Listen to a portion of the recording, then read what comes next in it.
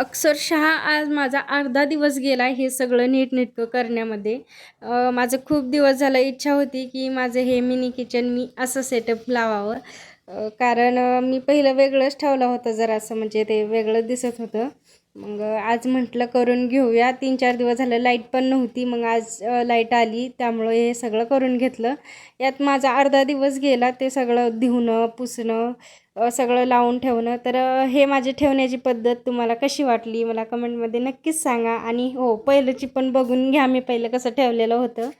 मग आज म्हटलं सगळं करूनच घ्यावं. आणि हे करण्याच्या नादात माझ्या आरुषची अंघोळ वगैरे सगळं राहिलं होतं आज. मग म्हटलं त्याचं सगळं आवरून घ्यावं.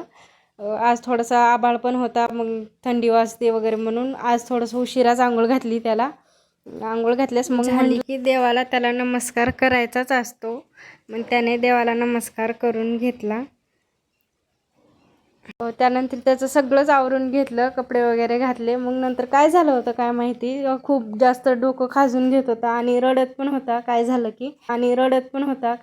की मग आजचा दिवस माझा असा होता. तर बाय बाय, भेटूया आपण पुढच्या व्लॉगमध्ये.